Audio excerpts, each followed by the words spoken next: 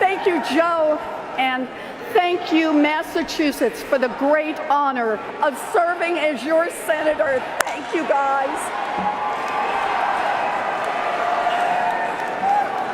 What a night. Wow. Michelle Obama, Cory Booker, and we still have Bernie coming up. Bernie reminds us what Democrats fight for every day. Thank you, Bernie. Thank you.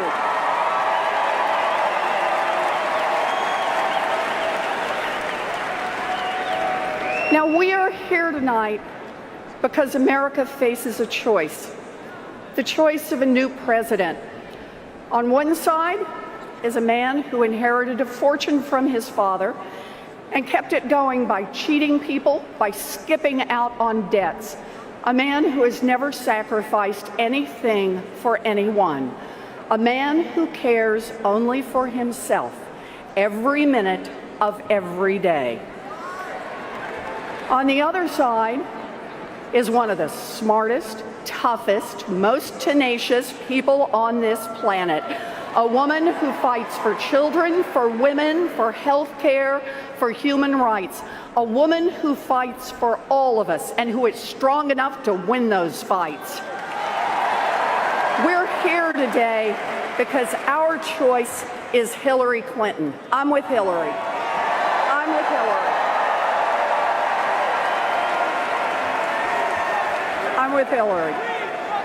You know, for me, this choice is personal. It's about who we are as a people. It's about what kind of a country we want to be. I grew up in Oklahoma. My daddy ended up as a maintenance man, and my mom worked a minimum wage job at Sears. My three brothers served in the military. The oldest was career, 288 combat missions in Vietnam. The second worked construction, and the third started his own small business. Me? I got married at 19, graduated from a commuter college in Texas that cost $50 a semester. The way I see it, I'm a janitor's daughter who became a public school teacher, a professor, and a United States senator. America is truly a country of opportunity. Truly. I am deeply grateful to that America. I believe in that America, but I'm worried.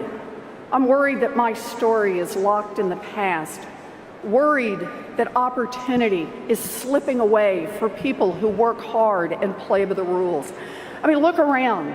Americans bust their tails, some working 2 or 3 jobs, but wages stay flat. Meanwhile, the basic costs of making it from month to month keep going up. Housing, healthcare, childcare, the costs are out of sight. Young people are getting crushed by student loans. Working people are in debt. Seniors can't stretch a Social Security check to cover the basics. And even families who are okay today worry it could all fall apart tomorrow. This is not right. It is not.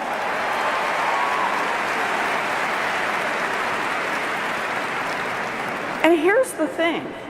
America isn't going broke. The stock market is breaking records. Corporate profits are at all-time highs. CEOs make tens of millions of dollars.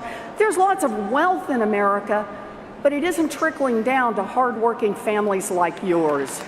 Does anyone here have a problem with that? Yeah, well, I do too. People get it. The system is rigged. You know, it's true. Now, so-called experts claim America is in trouble because both political parties in Washington refuse to compromise. Gridlock. That is just flat wrong. Washington works great for those at the top. When giant companies wanted more tax loopholes, Washington got it done. When huge energy companies wanted to tear up our environment, Washington got it done. When enormous Wall Street banks wanted new regulatory loopholes, Washington got it done. No gridlock there. But try to do something, anything for working people, and you'll have a fight on your hands. Democrats have taken on those fights. That's what we do.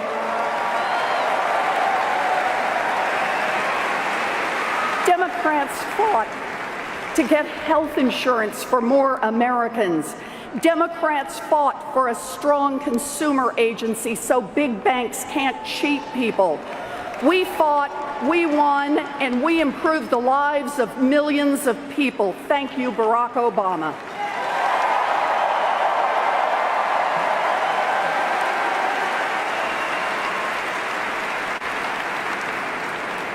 Yes, we won, but Republicans and lobbyists battled us every step of the way. 5 years later, that consumer agency has returned $11 billion to families who were cheated. And Republicans, they're still trying to kill it. Now look, I'm not someone who thinks that Republicans are always wrong and Democrats are always right. There's enough blame to go around. But there is a huge difference between people fighting for a level playing field and the people fighting to keep the system rigged. Look at Congress since the Republicans took over. Democrats proposed refinancing student loans, and Republicans, they said no. Democrats proposed ending tax breaks for corporations that ship jobs overseas, and Republicans, they said no. Democrats proposed raising the minimum wage, and Republicans, they said no. So to every Republican in Congress who said no, this November, the American people are coming for you.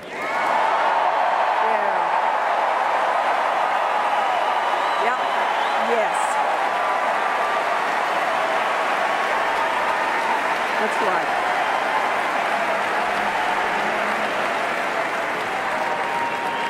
And where was Donald Trump? In all of these fights, not once did he lift a finger to help working people. And why would he? His whole life has been about taking advantage of that rigged system. Time after time, he preyed on working people, people in debt, people who had fallen on hard times. He's conned them, he's defrauded them, and he's ripped them off. Look at his history. Donald Trump said he was excited for the 2008 housing crash that devastated millions of American families because he thought it would help him scoop up more real estate on the cheap. Donald Trump set up a fake university to make money by cheating people and taking their life savings. Donald Trump goes on and on and on about being a successful businessman, but he filed business bankruptcy 6 times, always to protect his own money and stick the investors and contractors with the bill. Donald Trump hired plumbers and painters and construction workers to do hard labor for his businesses. Then he told them to take only a fraction of what he owed or fight his lawyers in court for years. So, what kind of a man acts like this? What kind of a man roots for an economic crash that cost millions of people their jobs, their homes, their life savings? What kind of a man cheats students, cheats investors, cheats workers? Well, I'll tell you what kind of a man. A man who must never be president of the United States.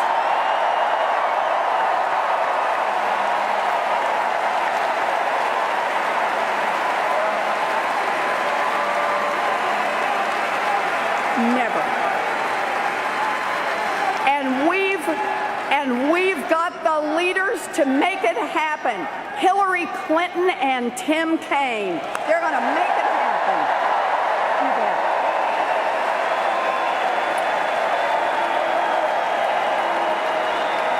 Look,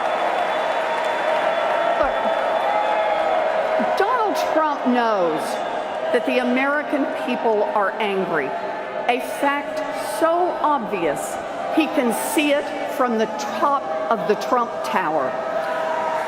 So now he's insisting that he, and he alone, can fix the rigged system.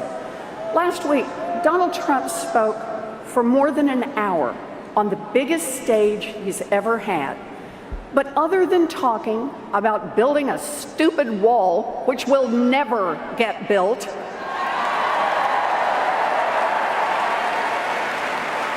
other than that wall, did you hear any actual ideas? Did you hear even one solid proposal from Trump for increasing incomes or improving your kids' education or creating even one single good-paying job? Look, let's face it, Donald Trump has no real plans for jobs or for college kids or for seniors. No plans to make anything great for anyone except rich guys like Donald Trump. Just look at his ideas. Donald Trump wants to get rid of the federal minimum wage. Donald Trump wants to roll back financial regulations and turn Wall Street loose to wreck our economy again.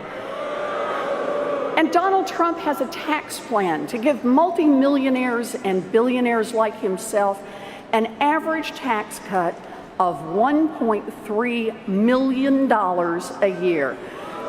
You know, you're struggling to put your kids through college, and Donald Trump thinks he needs a $1 million tax break? Trump's entire campaign is just one more late-night Trump infomercial. Hand over your money, your jobs, your children's future, and the great Trump hot air machine will reveal all the answers.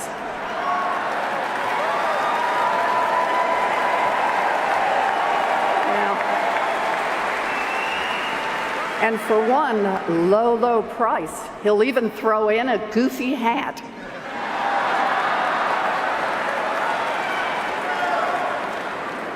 And here's the really ugly underside to his pitch. Trump thinks he can win votes by fanning the flames of fear and hatred, by turning neighbor against neighbor, by persuading you that the real problem in America is your fellow Americans, people who don't look like you or don't talk like you or don't worship like you. He even picked a vice president famous for trying to make it legal to openly discriminate against gays and lesbians. That's Donald Trump's America, an America of fear and hate, an America where we all break apart. Whites against blacks and Latinos, Christians against Muslims and Jews, straight against gay, everyone against immigrants, race, religion, heritage, gender. The more factions, the better. But ask yourself this. When white workers in Ohio are pitted against black workers in North Carolina or Latino workers in Florida, who really benefits? Divide and conquer is an old story in America. Dr. Martin Luther King knew it. After his march from Selma to Montgomery, he spoke of how segregation was created to keep people divided. Instead of higher wages for workers, Dr. King described how poor whites in the South were fed Jim Crow, which told a poor white worker that, quote, no matter how bad off he was, at least he was a white man, better than the black man. Racial hatred was part of keeping the powerful on top.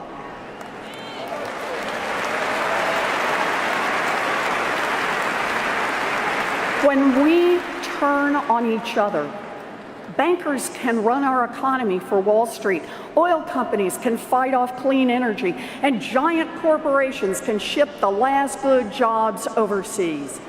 When we turn on each other, Rich guys like Trump can push through more tax breaks for themselves, and then we'll never have enough money to support our schools or rebuild our highways or invest in our kids' future.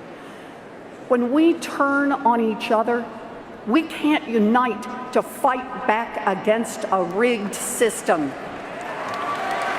Well, I've got news for Donald Trump. The American people are not falling for it. We've seen this ugliness before, and we are not going to be Donald Trump's hate-filled America. Not now, not ever.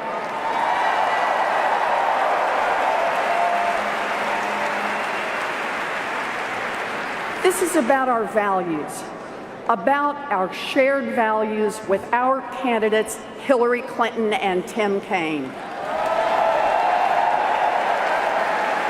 Let's talk about those values. We believe that no matter who you are, no matter where you're from, no matter who you love, equal means equal. Hillary will fight to make sure discrimination has no place in America, and we're with her.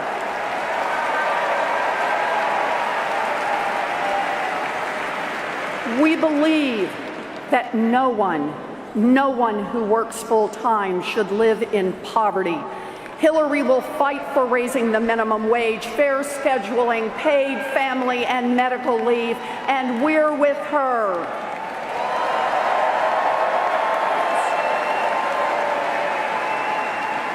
We believe every kid in America should have a chance for a great education without getting crushed by debt.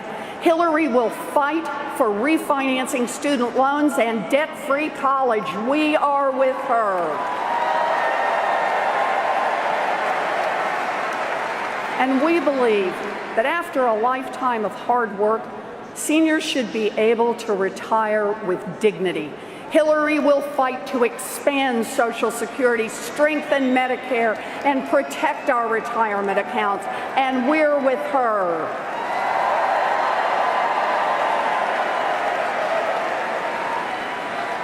We believe that oil companies shouldn't call the shots in Washington, that science matters, that climate change is real. Hillary will fight to preserve this earth for our children and grandchildren, and we're with her.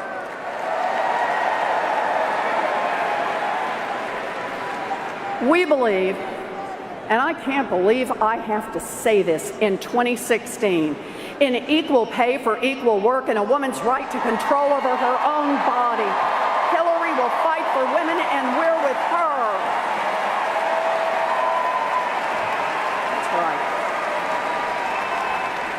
We believe we don't need weaker rules on Wall Street. We need stronger rules. And when big banks get too risky, break them up. Hillary will fight to hold big banks accountable, and we're with her.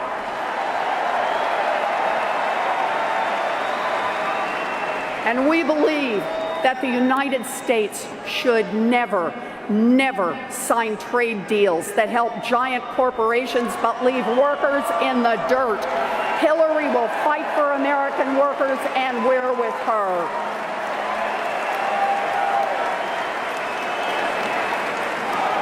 Okay. And just one more. We believe we must get big money out of politics and root out corruption. Hillary will fight to overturn Citizens United and return this government to the people. If you believe that America must work for all of us, not just for the rich and powerful, if you believe we must reject the politics of fear and division, if you believe that we are stronger together, then let's work our hearts out to make Hillary Clinton the next president of the United States.